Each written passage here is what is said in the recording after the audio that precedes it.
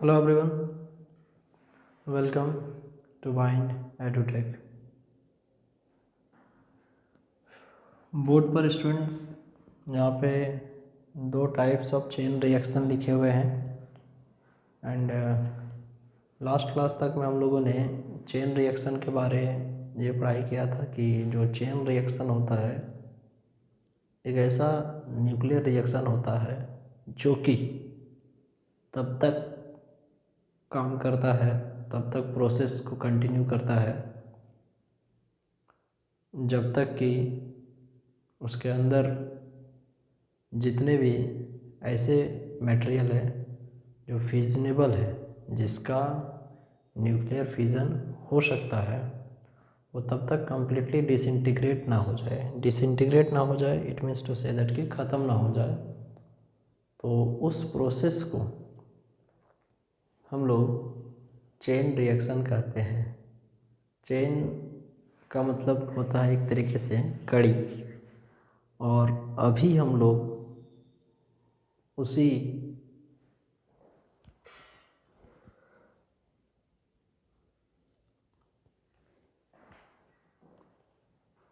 Chain reaction में दो तरह का चेन रिएक्शन का बात करेंगे। एक अनकंट्रोल्ड चेन रिएक्शन और एक कंट्रोल्ड चेन रिएक्शन। कंट्रोल जिसका हिंदी मीनिंग होता है नियंत्रण करना, और अनकंट्रोल मतलब होता है अनियंत्रित होना। तो कंट्रोल्ड चेन रिएक्शन और अनकंट्रोल्ड चेन रिएक्शन क्या है, इस पर देखेंगे।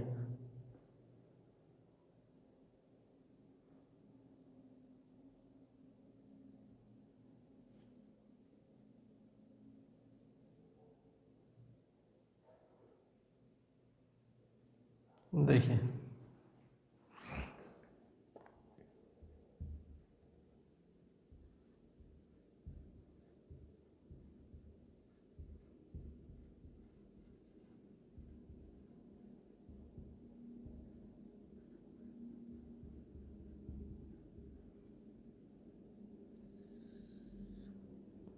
अनकंट्रोल्ड चेन रिएक्शन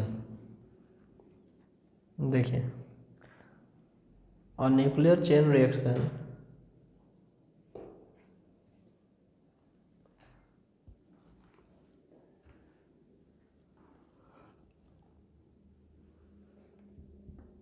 और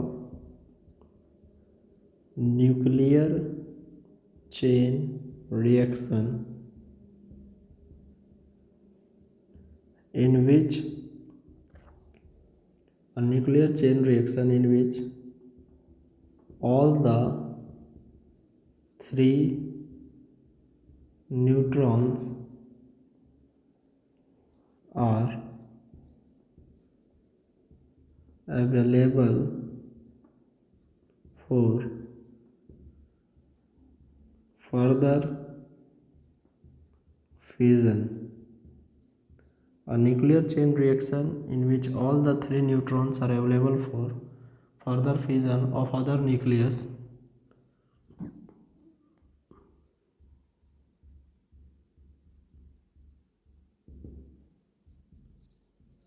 then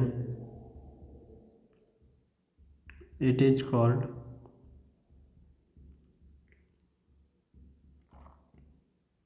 uncontrolled chain reaction.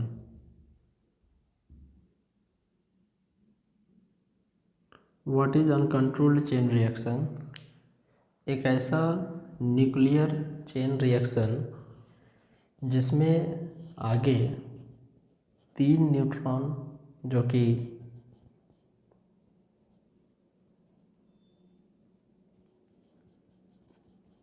Reaction के बाद हम लोग अवेलेबल होते हैं, तो वो तीनों आगे नाभिकीय विखंडन करने के लिए यदि अवेलेबल रहते हैं तो then that is called nuclear chain reaction. और एटम बॉम्ब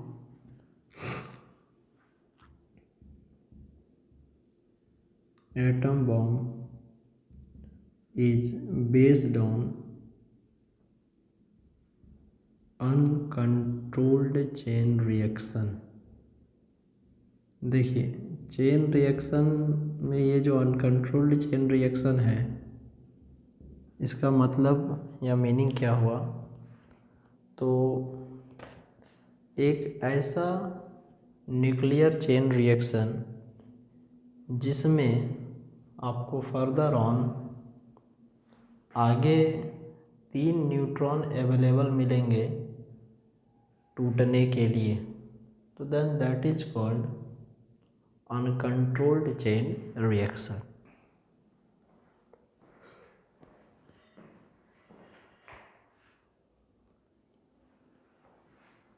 इसमें वो अपने अपने 3 न्यूट्रॉन को जब कैरी करेंगे, फिर वहाँ से फिर और 3 निकलेगा, और इस प्रकार से ये रिएक्शन कंटिन्यू होते रहेगा तब तक जब तक कि फाइनली जितने भी फिजनेबल मटेरियल है वो ख़त्म ना हो जाए। Atom bomb uncontrolled chain reaction पर आधारित है। तो इसमें हम लोग देख सकते हैं, अब हम लोग इसमें कंट्रोल्ड चेन रिएक्शन का बात करेंगे। What is controlled chain reaction? देखिए,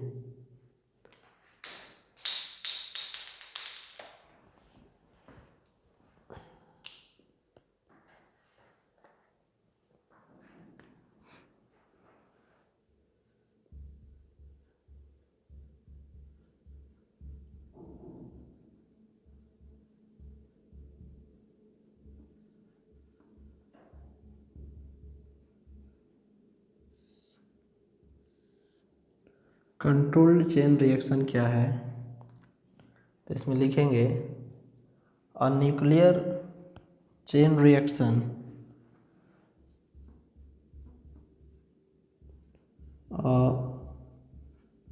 nuclear chain reaction in which only one neutron is available for further fission into another nucleus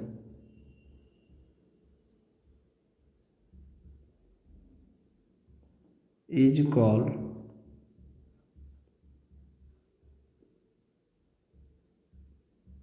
controlled chain reaction। एक ऐसी घटना जिसमें आगे सिर्फ और सिर्फ एक ही न्यूट्रॉन अवेलेबल है टूटने के लिए, तो उसको हम लोग कंट्रोल्ड चेन रिएक्शन कहते हैं। और जिसमें सारे के सारे 3 न्यूट्रॉन अवेलेबल है, बिकॉज हम लोग जब न्यूक्लियर रिएक्शन का एक एग्जांपल लिए थे कि जब यूरेनियम टूटता है और बेरियम और क्रिप्टन बनाता है, तो उस समय फर्दर ऑन एनर्जी के साथ जो न्यूट्रॉन्स को वो इमिट करता है, तो अनकंट्रोल्ड चेन रिएक्शन में 3 के तीनों न्यूट्रॉन अवेलेबल होते हैं, और जो कंट्रोल्ड चेन रिएक्शन होता है उसमें सिर्फ एक ही न्यूट्रॉन फर्दर ऑन फिजन के लिए अवेलेबल होते हैं। तो इसमें हम लोग देख सकते हैं कि what is the difference between a controlled chain reaction and an uncontrolled chain reaction. तो जो कंट्रोल्ड चेन रिएक्शन होता है उसमें फर्दर ऑन सिर्फ और सिर्फ फ्यूजन होने के लिए एक ही न्यूट्रॉन प्रेजेंट होता है, जबकि जो अनकंट्रोल्ड चेन रिएक्शन होता है उसमें आगे टूटने के लिए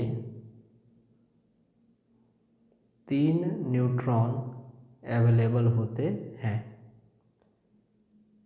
atom bomb uncontrolled chain reaction पर आधारित है तथा जो न्यूक्लियर रिएक्टर है, न्यूक्लियर बॉम्ब नहीं, न्यूक्लियर रिएक्टर, तो वो nuclear reactor is based on controlled chain reaction. Further on we will discuss about the nuclear reactor and उसमें कंट्रोल रॉड के रूप में कैडमियम का यूज किया जाता है। तो यहाँ पर एक लाइन ऐड करेंगे कंट्रोल चेन रिएक्शन में, nuclear reactor is based on controlled chain reaction. Nuclear reactor is based on controlled chain reaction. अब इसके बाद न्यूक्लियर रिएक्टर क्या होता है उस पर हम लोग थोड़ा सा डिस्कशन करेंगे। तो एक्चुअली न्यूक्लियर रिएक्टर पहले जिसको एटॉमिक पाइल जाना जाता था वो किसी सस्टेन्ड न्यूक्लियर चेन रिएक्शन को इनिशिएट और कंट्रोल करने के लिए होता है, और पावर प्लांट्स में इलेक्ट्रिसिटी का जनरेशन के लिए इस न्यूक्लियर रिएक्टर का यूज किया जाता है। एक न्यूक्लियर रिएक्टर में कौन कौन से पार्ट्स होते हैं, उसका क्या काम होता है, इन सब चीज़ों पर हम लोग अभी डिस्कशन करेंगे।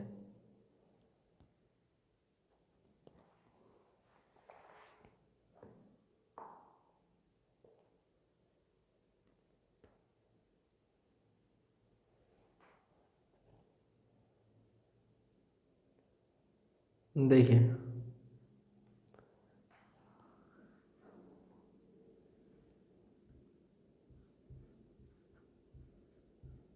न्यूक्लियर रिएक्टर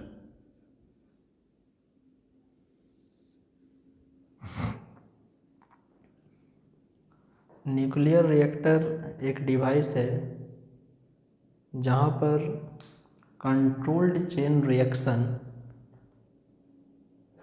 होता है। It is a device where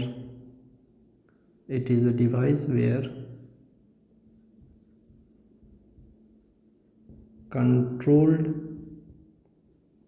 chain reaction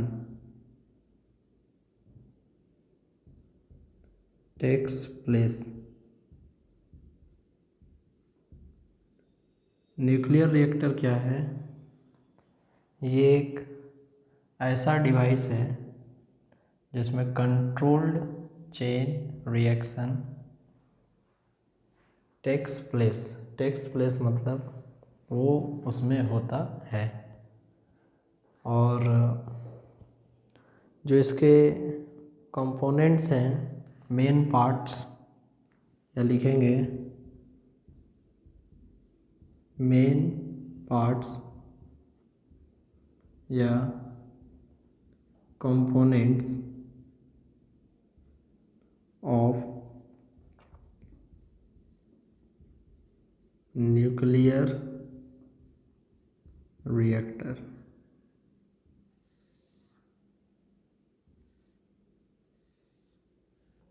main parts या कंपोनेंट्स ऑफ न्यूक्लियर रिएक्टर।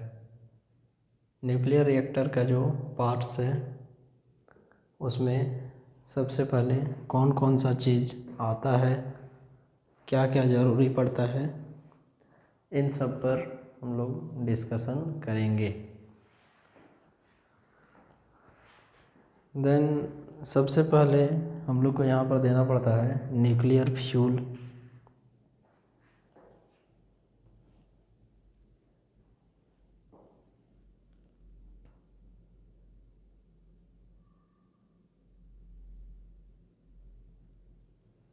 देखिए,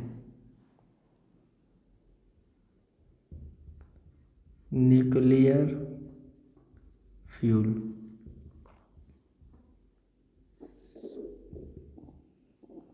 इसमें लिखेंगे इन न्यूक्लियर रिएक्टर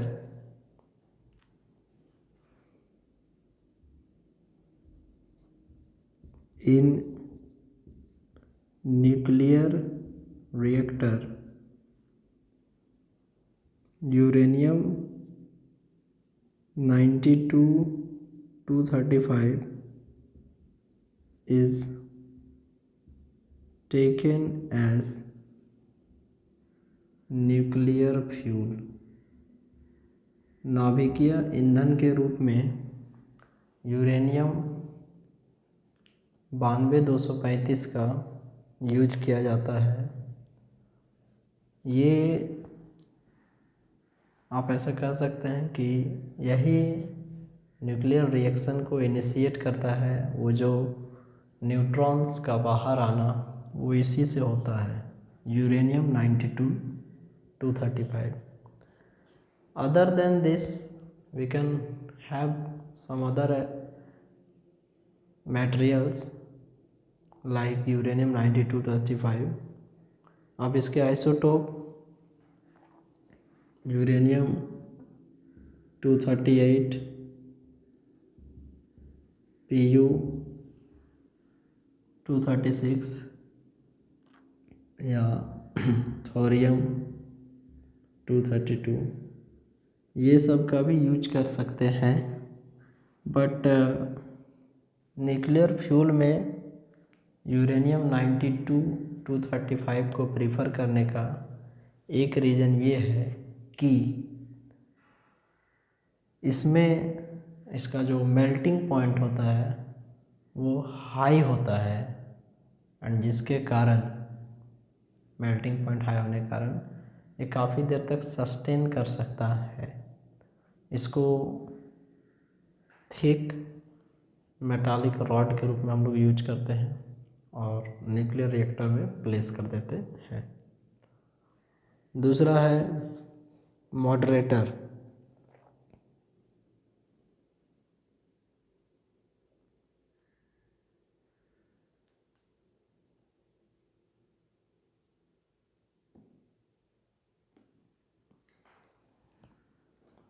सेकंड में है न्यूक्लियर मॉडरेटर। न्यूक्लियर रिएक्शन में जो न्यूट्रॉन्स बाहर आते हैं वो काफ़ी हाई एनर्जी के होते हैं, लगभग 2 मेगा इलेक्ट्रॉन वोल्ट। तो ये क्या करता है, it slows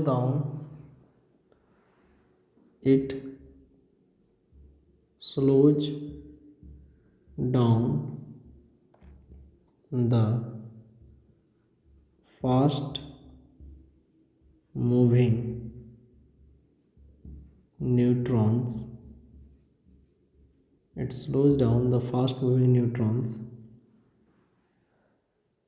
for further fusion.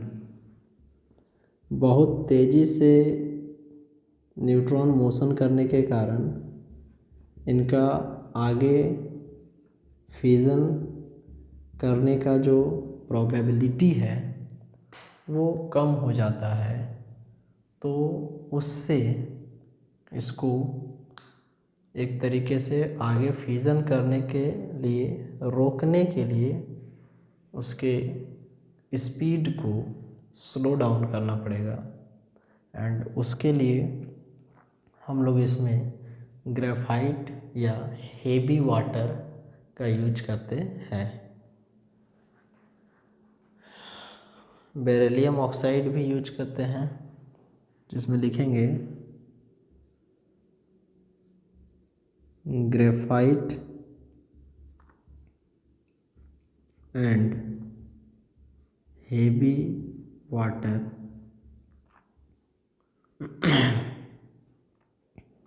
graphite and heavy water are used as nuclear moderator।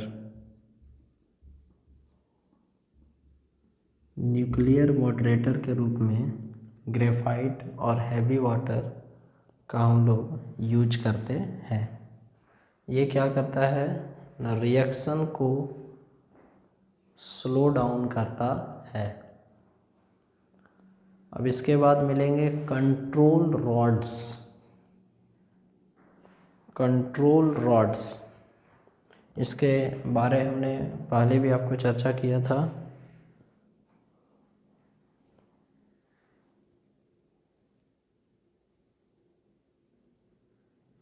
ये क्या करते हैं ना, एक्सेस न्यूट्रॉन्स को एब्जॉर्ब करते हैं।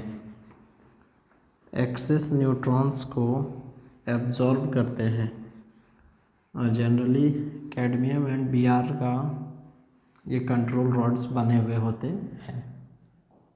तो इसमें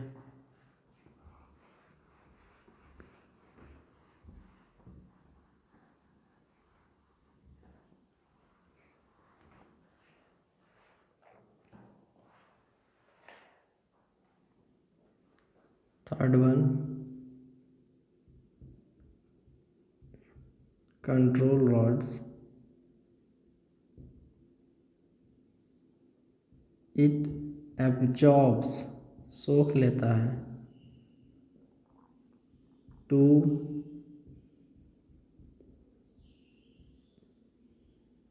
access neutrons and CD and Br are usually taken as control rods। ये एक्सेस न्यूट्रॉन्स को एब्जॉर्ब करता है। इसके बाद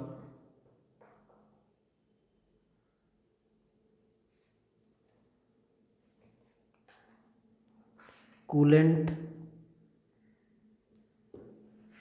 large amount of heat carry करने के लिए जो रॉड्स बने हुए होते हैं, तो वो जब बहुत ज़्यादा हीट हो जाते हैं तो वहाँ उसके लिए हम लोग को कूलेंट का ज़रूरत पड़ता है। कूलेंट, तो कूलेंट के रूप में क्या करते हैं, जो रिएक्टर का कोर होता है, देखेंगे it remove the heat from reactor core and इसके लिए हम लोग CO2 सोडियम लिक्विड फॉर्म में और पोटेशियम भी लिक्विड फॉर्म में ये सब का यूज करते हैं। CO2 liquid, sodium and potassium are used as coolant.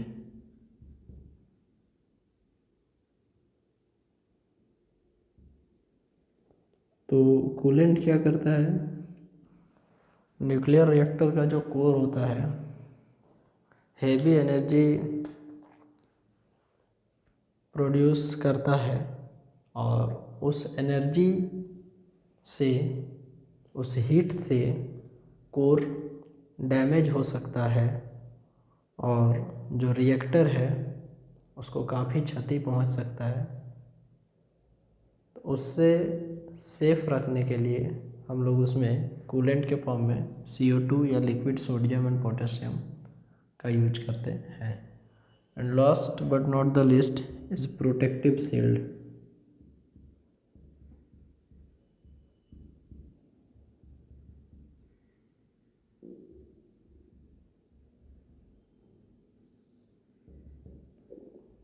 Protective shield क्या है?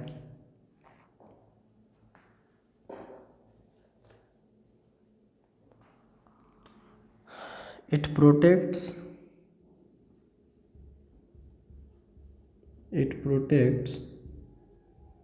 to come out harmful radiations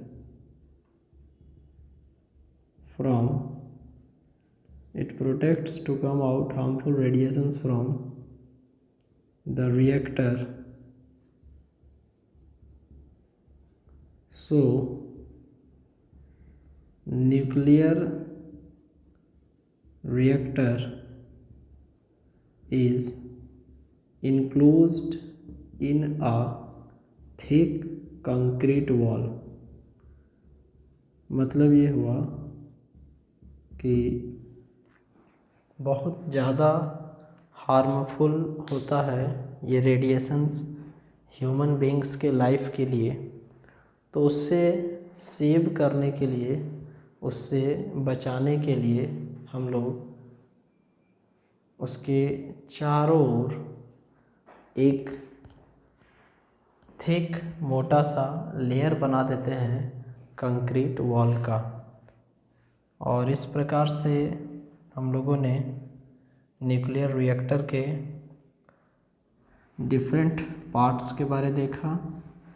और अब नेक्स्ट वीडियो में हम लोग न्यूक्लियर फ्यूज़न के विषय में पढ़ाई करेंगे।